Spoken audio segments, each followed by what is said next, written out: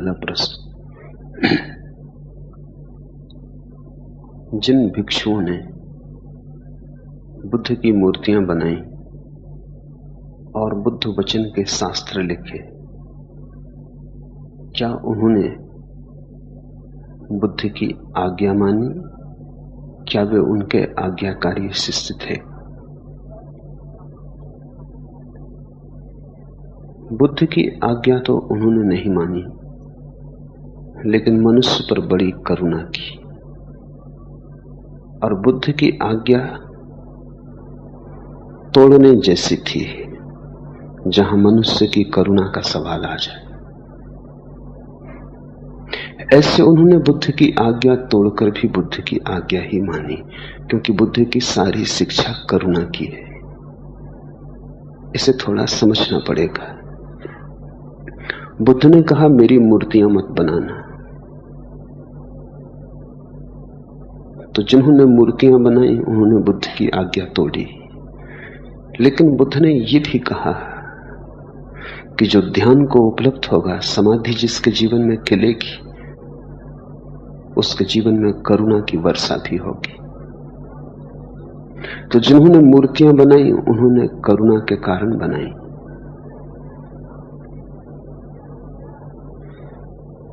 बुद्ध के चरण चिन्ह खो ना जाएं और बुद्ध के चरण चिन्हों की छाया अनंत काल तक बनी रहे।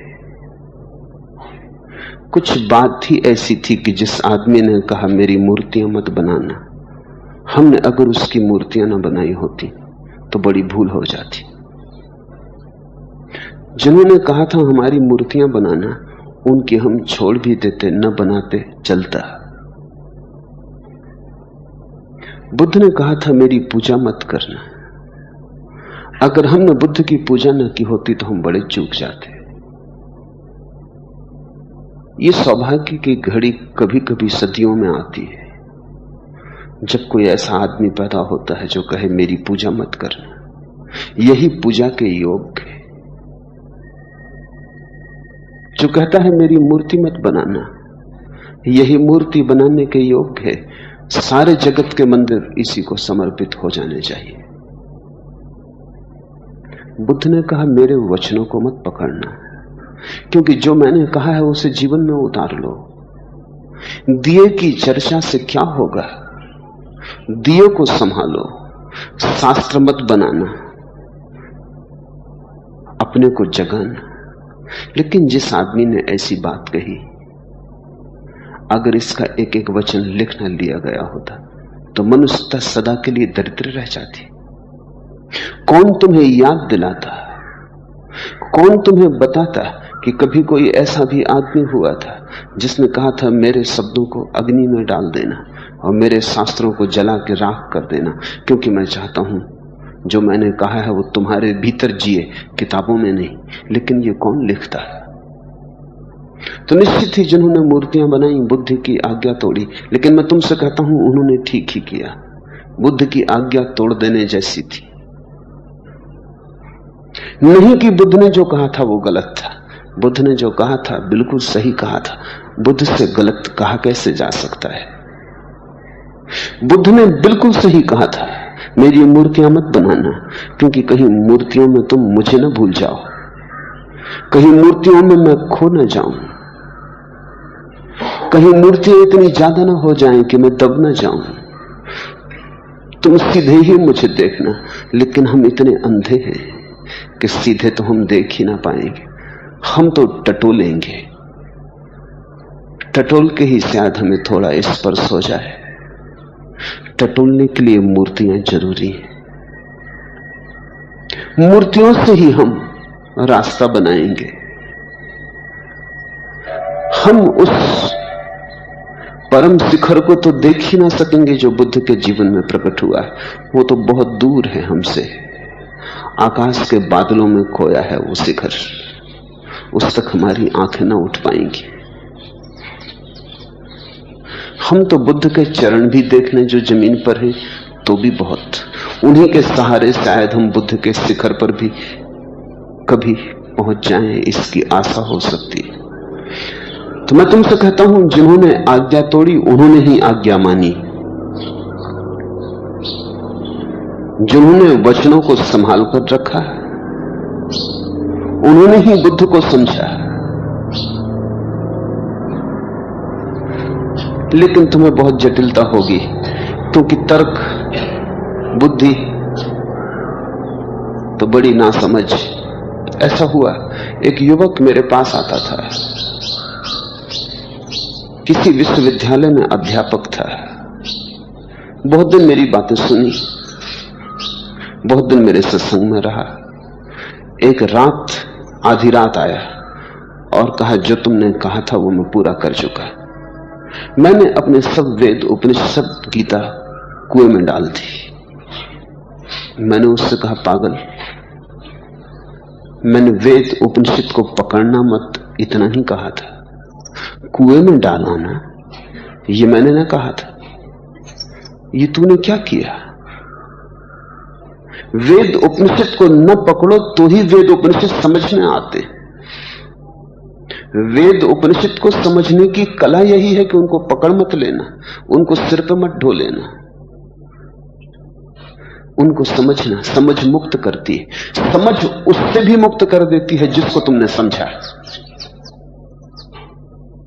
कुएं में क्यों फेंकाया? और तू सोचता है कि तूने कोई बड़ी क्रांति की? मैं नहीं सोचता, क्योंकि अगर वेद उपनिषद व्यर्थ थे तो आधी रात में कुएं तक ढोने की भी क्या जरूरत थी?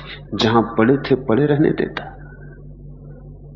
कुएं में फेंकने वही जाता है जिसने सिर पर बहुत दिन तक संभाल के रखा हो। कुएं में फेंकने में भी आसक्ति का ही पता चलता है। तुम उसी से घृणा करते हो जिससे तुमने प्रेम किया हो।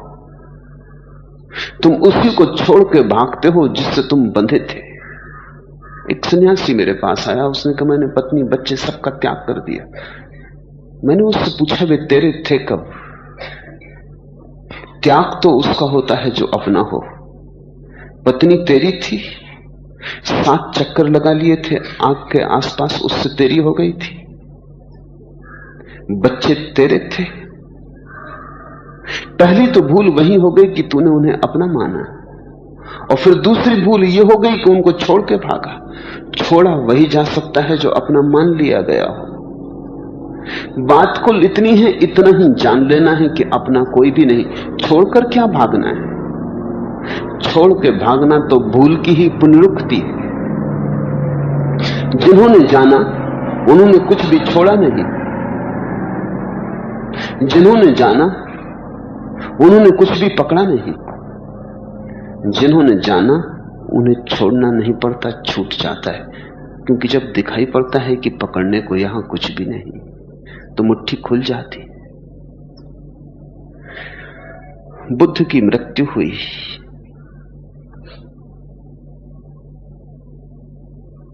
तब तक तो किसी ने बुद्ध का शास्त्र लिखा न था। ये धम्मपद के वचन तब तक लिखे न गए थे। तो बौद्ध भिक्षुओं का संघ इकट्ठा हुआ।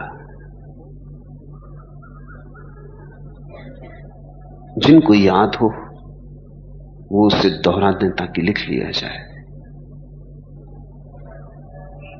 बड़े ज्ञानी भिक्षु थे, समाधिस्थ भिक्षु थे,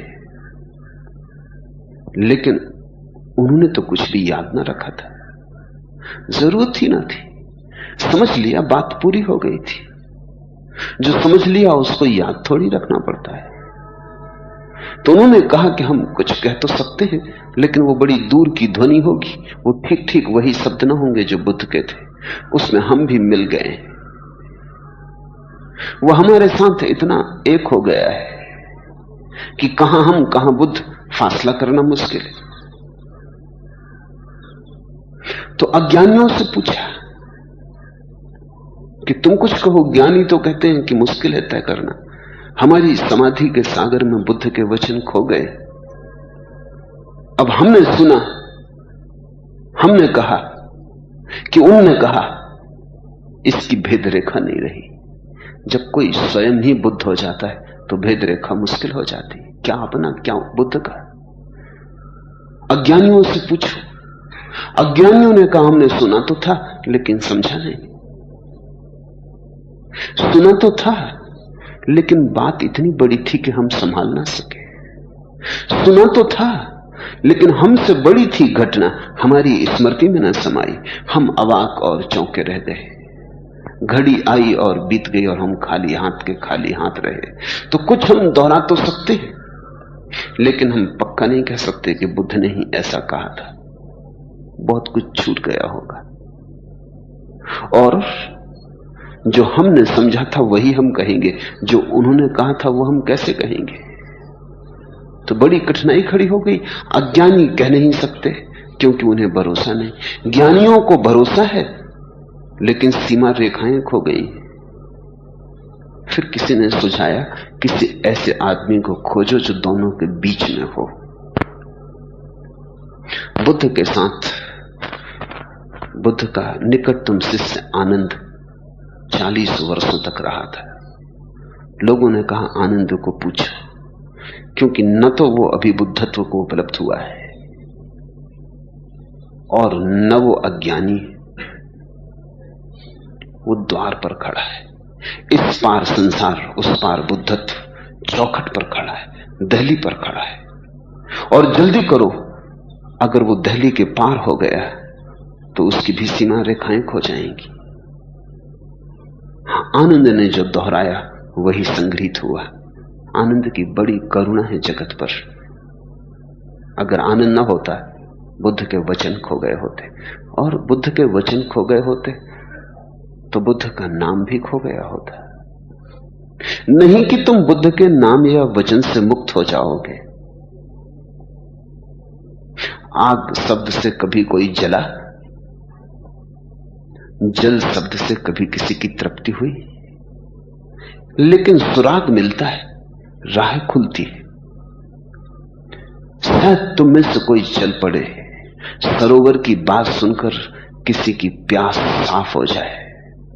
कोई चल पड़े, 1000 सुने, कोई एक चल पड़े, 1,00,000 सुने, कोई एक पहुंच जाए। उतना भी क्या कम है। तो तुम पूछते हो, जिन्होंने बुद्ध की मूर्तियां बनाई, क्या उन्होंने आज्ञा का उल्लंघन किया? निश्चित ही आज्ञा का उल्लंघन किया, करने योग्य था। अगर कहीं कोई अदालत हो तो मैं उनके पक्ष में खड़ा हूं। मैं बुद्ध के खिलाफ उनके पक्ष में खड़ा हूं जिन्होंने मूर्तियां बनाई। उन्होंने संगमरमर के नाक नक्श से थोड़ी सी खबर हम तक पहुंचा थी। बुद्ध की मूर्ति बनानी असंभव है, क्योंकि बुद्धत्व अरूप है, निराकार है। बुद्ध की तुम क्या प्रतिमा बनाओगे, कैसे बनाओगे? कोई उपाय नहीं है। लेकिन फिर भी अद्भुत मूर्तियां बनी। उन मूर्तियों को अगर कोई गौर से देखे तो मूर्तियां कुंजियां हैं। तुम्हारे भीतर कोई ताले खुल जाएंगे गौर से देखते देखते। तुम्हारे भीतर कोई चाबी लग जाएगी, कोई द्वार अचानक खुल जाएगा। हमने संगमरमर में मूर्तियां बनाई क्योंकि संगमरमर पत्थर भी है और कोमल भी। बुद्ध पत्थर जैसे कठोर है और फूल जैसे कोमल, तो हमने संगमरमर चुना। संगमरमर कठोर है पर शीतल। बुद्ध पत्थर जैसे कठोर है पर उन जैसा शीतल, उन जैसा शांत तुम कहां पाओगे। हमने संगमरमर की मूर्तियां चुनी क्योंकि बुद्ध जब जीवित थे तब भी वे ऐसे ही शांत बैठ जाते थे कि दूर से देख के शक होता कि आदमी है या मूर्ति। मैंने एक बड़ी पुरानी कहानी सुनी है। एक बहुत बड़ा मूर्तिकार हुआ। उस मूर्तिकार को एक ही भय था सदा, मौत का। जब उसकी मौत करीब आने लगी तो उसने अपनी ही 11 मूर्तियां बना ली। वो इतना बड़ा कलाकार था कि लोग कहते थे अगर वो किसी की मूर्ति बनाए तो पहचानना मुश्किल है कि मूल कौन है, मूर्ति कौन है। मूर्ति इतनी जीवंत होती थी। जब मौत ने द्वार पर दस्तक दी तो वो अपनी ही 11 मूर्तियों में छिप के खड़ा हो गया। सांस उसने साथ ली। उतना ही फर्क था कि वो सांस लेता, मूर्तियां सांस न लेती, उसने सांस रोक ली। मौत भीतर आई और बड़े भ्रम में पड़ गई। एक को लेने आई थी, यहां 12 एक जैसे लोग थे। लेकिन मौत को धोखा देना इतना आसान तो नहीं। मौत ने जोर से कहा, और सब तो ठीक है, एक जरा सी भूल रह गई। वो चित्रकार बोला, कौन सी भूल? मूर्ति ने कहा, यही कि तुम अपने को न भूल पाओगे। लेकिन अगर बुद्ध खड़े होते वहां तो उतनी भूल भी न रह गई थी, उतनी भी भूल न रह गई थी, अपनी याद भी न रह गई थी, अपना होना भी न रह गया था। अगर बुद्ध को तुम ठीक से समझोगे तो उनके स्वाभिमान में भी तुम विनम्रता को लहरें लेते देखोगे, उनके होने में भी तुम न होने का स्वाद पाओगे।